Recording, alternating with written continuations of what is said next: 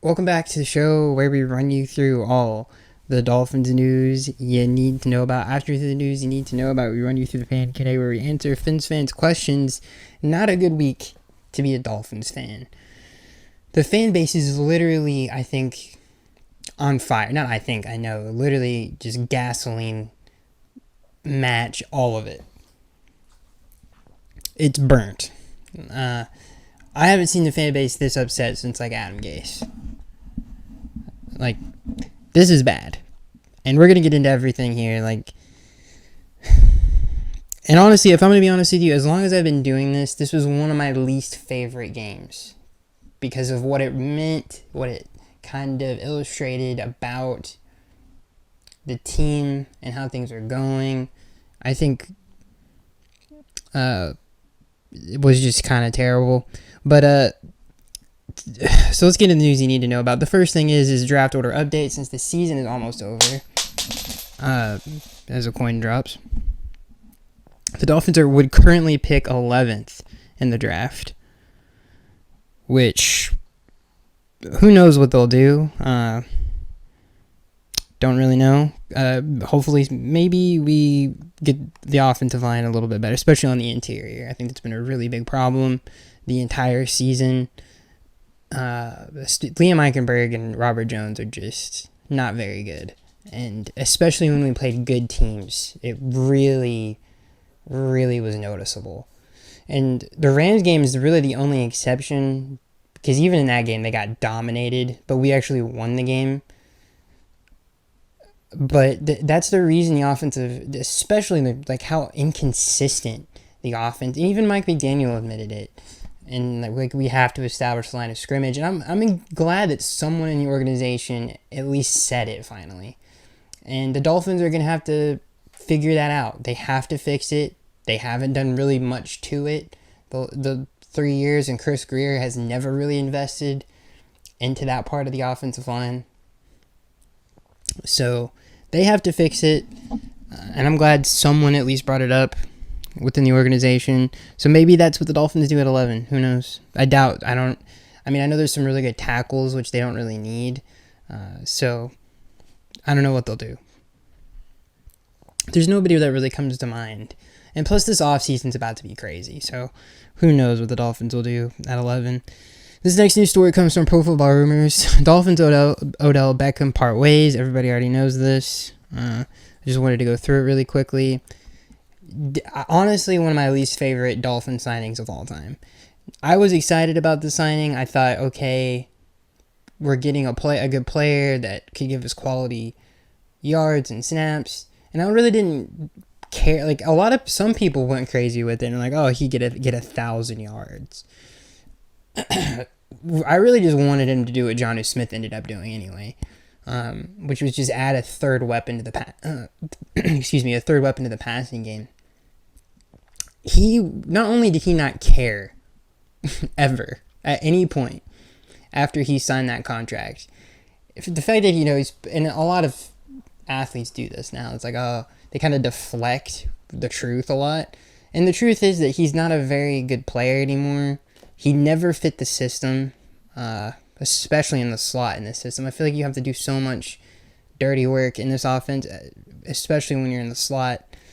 On first and second down, and that's something the Dolphins have never had in this scheme, is their players really don't fit the scheme that well. Like, the 49ers have receivers that can stay on the field all 3 downs. The Dolphins switch personnel constantly and tip their hand to the defense and what they're doing. That has been a problem since Mike McDaniel's has been here. And Tyreek Hill has gotten better at blocking. He was called for a holding call against the Texans on a huge play, which should not have been a hold. I didn't think it was a hold. I don't know. It was a weird call. But the point is they've always had that problem. And Odell Beckham was another example of a player that did not fit the scheme, didn't contribute. They didn't even try to get him to contribute. And the fact that they knew that before signing him, that he wasn't even going to be around the team. I mean, if you guys watched team interviews in training camp, everybody was making jokes about it. Even the beat writers for the team were making jokes about it. about how he's never around, and he literally admitted it in an interview that he hadn't even been around the team for months. He was overseas doing whatever the heck Odell Beckham does. So, one of my least favorite Dolphins of all time, up there with some of the worst. And I know, like, this was just a bad. As soon as he said that, they should never have signed him. I mean, obviously, we didn't know that as fans, that he's not dedicated at all. But it just, like, whatever, dude. Like, even watching him on, especially these last few games, like, watching him, if you guys go back and watch some of the plays of, like, big plays that we've had recently, like, just watch Odell Beckham and how just, he just didn't even seem like he was a part of the team anymore.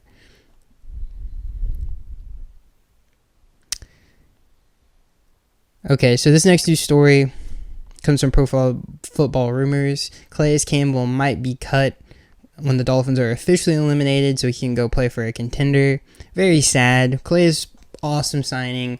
I was not for it. I didn't think he could still play at this high of a level. I actually think he's having a better season than he did last season for the Falcons.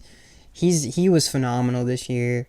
He made so many big plays. He's kind of, well, I wouldn't say that, because he made some big plays in the Jets game as well.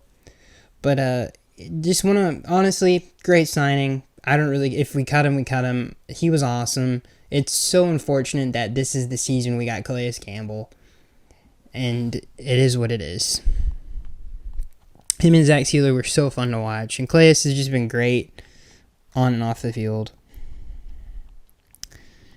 What was this? There's one more story we have to talk about. This story doesn't even make any sense, but if you don't know, and I'm sure everybody now knows, but Tyreek Hill tweeted, "Time for me to go, coach." And there was he's literally talking about going to coach like Teddy Bridgewater, I guess. But Tyreek Hill has been, I don't understand why he likes to do this stuff. He also tweeted that he's growing gray hairs, like, I guess obviously indicating that he's extremely stressed out. But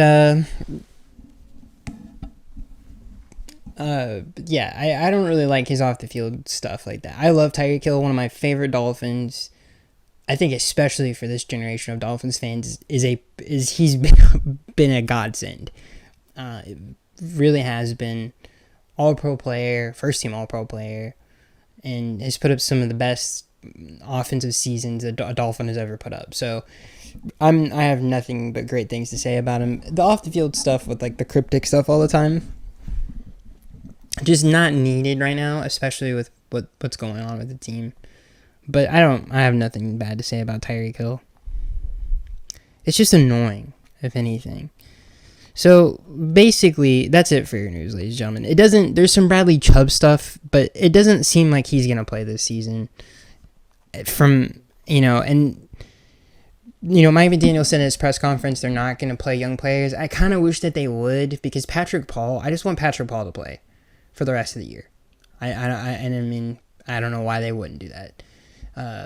Like, some players like that who, by the way, I know everybody's dragging Chris Greer through the mud, but those are two pretty good draft picks. They really are. Like, Chop Robinson and Patrick Paul are two pretty good draft picks. All with all that being said, I mean, Chris is not perfect.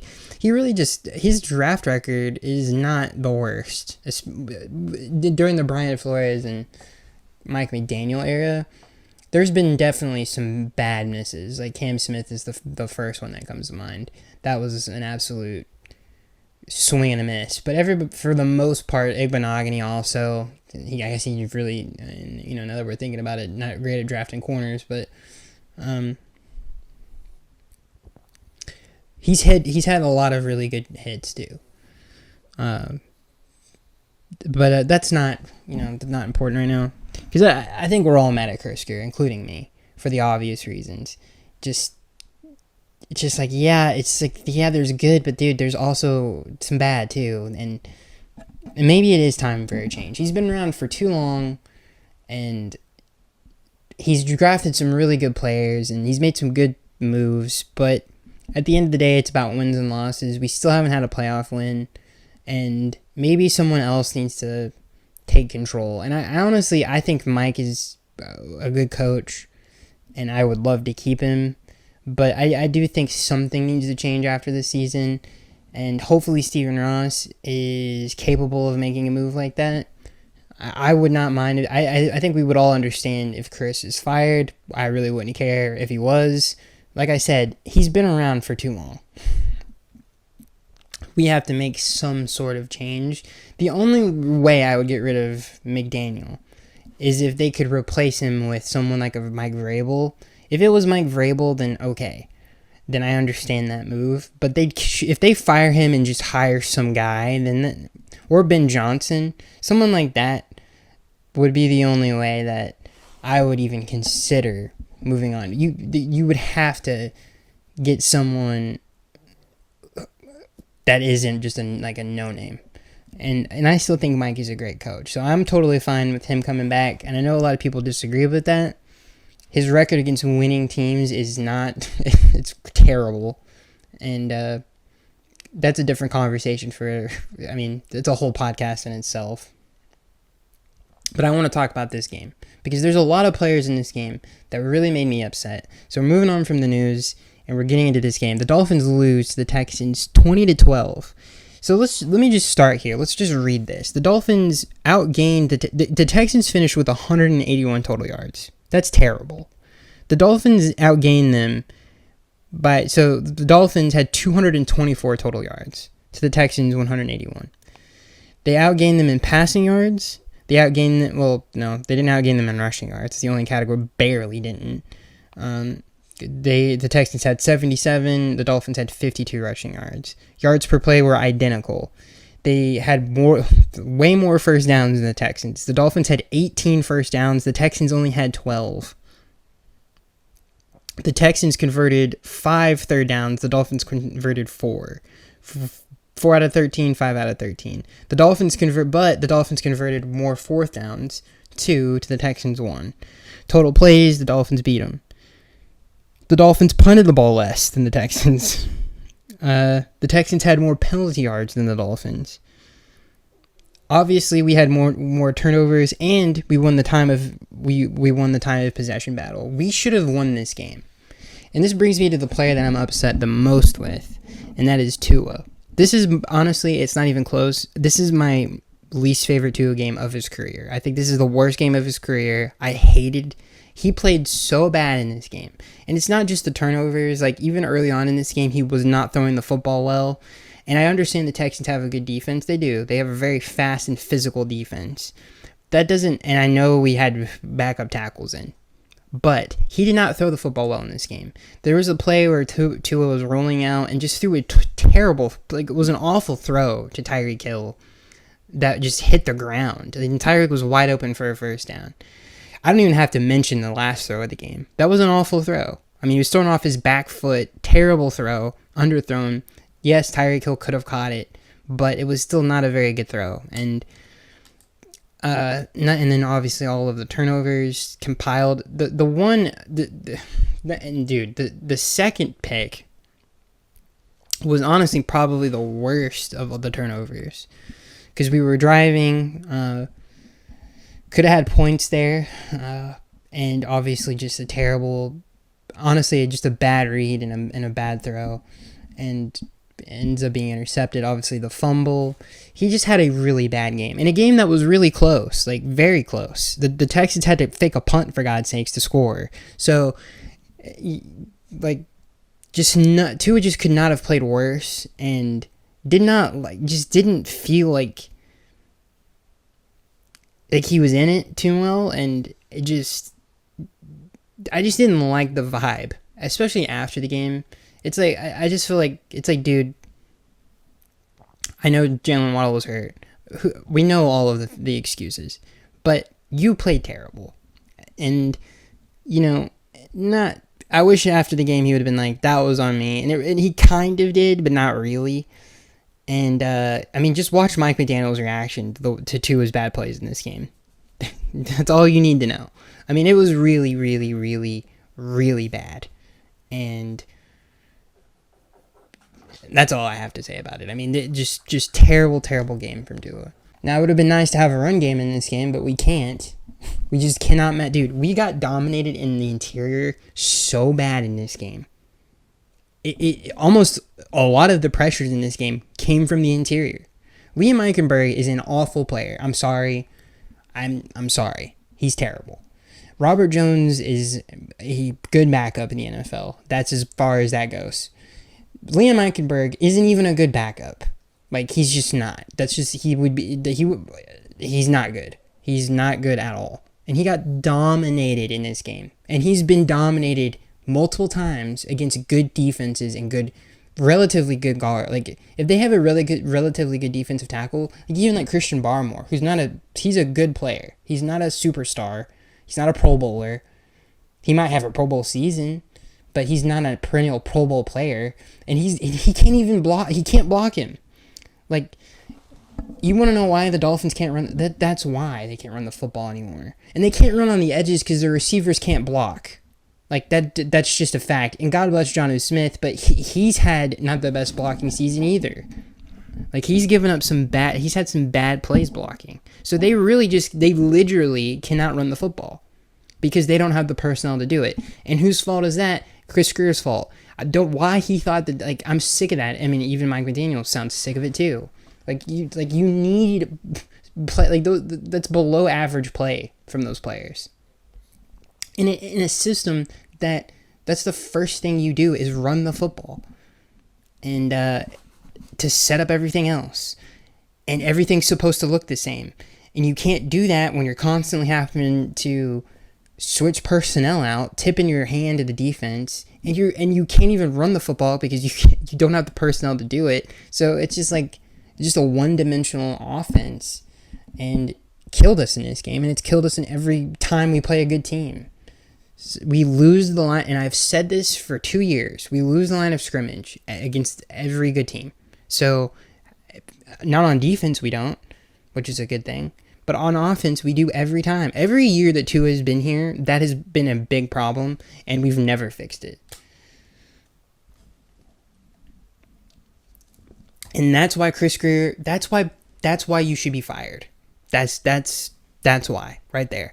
If everyone on the planet can recognize that and you never fix it, then what are we doing?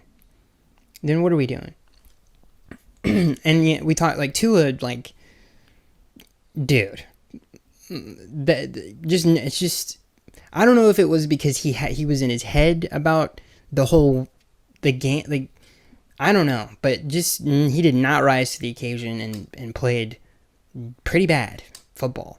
But again, not all of it. I don't want to say that because he played really bad. But there are the skill positions on this team are too good, especially at the running back position. Even Alec Ingold, for God's sakes, to not take advantage of that, because that's how bad the personnel is on the offensive line in the interior. Thank God that the tackles are fit. Like, the tackles are going to be good for the future. Whatever happens with the team, and that's a very important position. At least that's solidified. But you can't outgain a team, get more first downs than a team, have more total plays than a team, punt less than a team, and lose to a team. You can't do that. And who do we point? And who was responsible for all the turnovers? Tua. So, like, that's not okay. Like, he could have had he could have had a moderately okay game, and the scoreboard would have been different. But he had the worst game he could possibly have.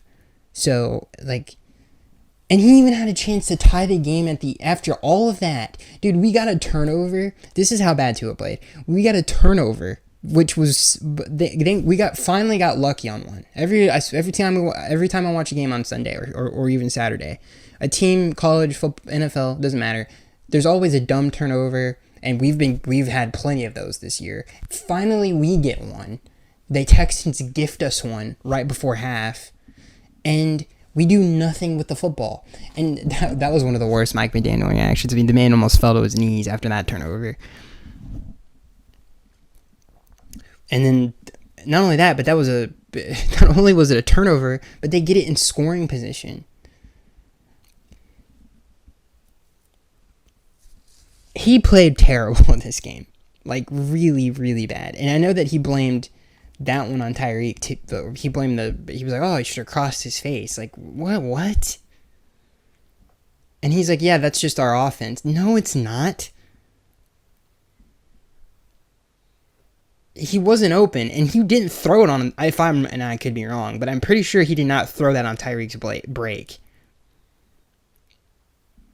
So he literally maybe he did, and I'm just misremembering it. Regardless, it was a bad turnover.